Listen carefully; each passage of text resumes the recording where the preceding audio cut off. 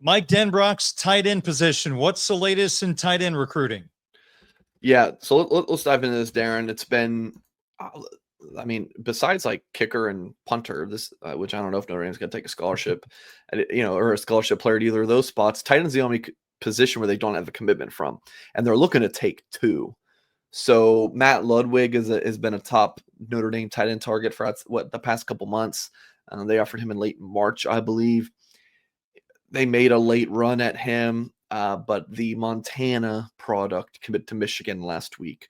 Notre Dame's bummed out. Notre Dame felt it was Michigan and Notre Dame, but he is going to play for the Wolverines unless there's some fallout in Michigan, or who knows with Michigan these days, what kind of sanctions they could be facing.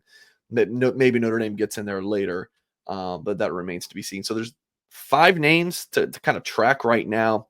2 of these players added offers from Notre Dame last week. You have Braden Fogel from Mansfield, Ohio, Lexington High School, the number 9 tight end in the country, 6'3", 225 pounds. Fogel will be visiting Notre Dame in early June, as reported by Kyle Kelly.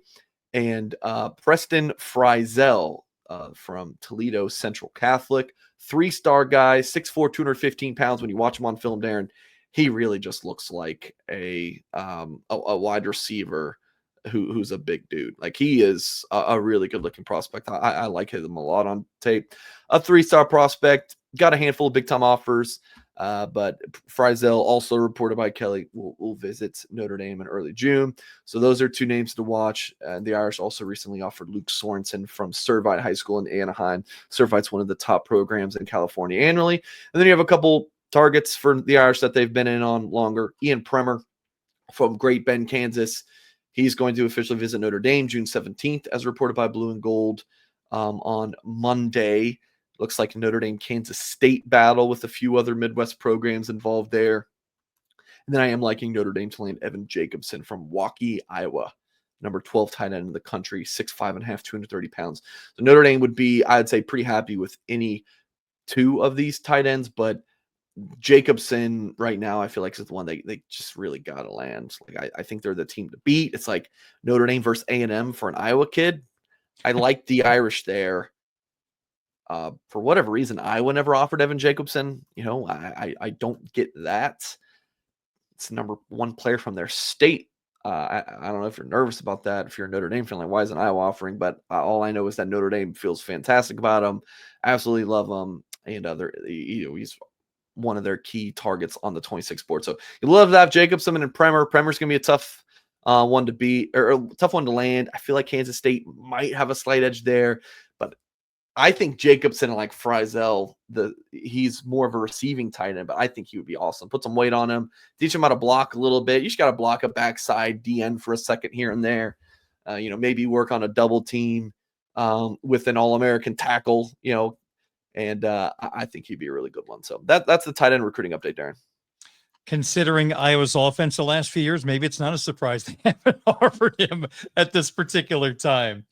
All right, let's move along to offensive line. Boy, the Irish just year in and year out, Mike, consistently bring in great offensive linemen. Who are they working on right now?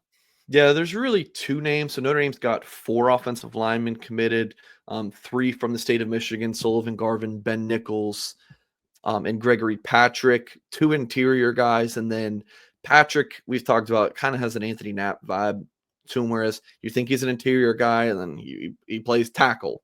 Might not have the traditional tackle size, but can play tackle at Notre Dame. So that's your 3 commits. And then you also you're looking to add a big one from Pennsylvania. And of course, the Irish have Tyler Merrill from Pennsylvania. He's an interior guy, probably all the way, 6'5", 330 pounds.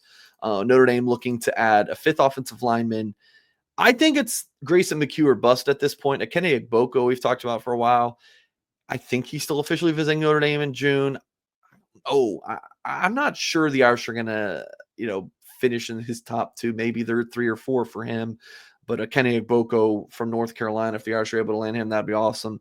But my eyes are really on Grayson McHugh. He's from LaSalle College in Pennsylvania, which is the same school that key Irish athlete target Joey O'Brien attends. And the update on McHugh, who Notre Dame offered in the spring, is that he's down to 3 schools. McHugh really emerged here and for folks watching on YouTube, see this picture of him, like he looks like he's a tight end there. Like I mean, Notre Dame's, as they should, pitching Joe Alt. Like, hey, look at Joe Alt did. Like McHugh kind of has that look to him. Like he looks like a 6'4", 215-pound tight end here, kind of like Preston Frizzell, who we just talked about. But McHugh now listed at 6'7", and 280 pounds, for what it's worth. So McHugh, Penn State, Notre Dame, Texas, top 3 with official visits locked in for Penn State June 6th, Notre Dame June 13th, and Texas June 20th. What's interesting about Texas is that he just got that offer like a week ago. So he's very interested right away in the Longhorns. Still think this is a Notre Dame Penn State battle.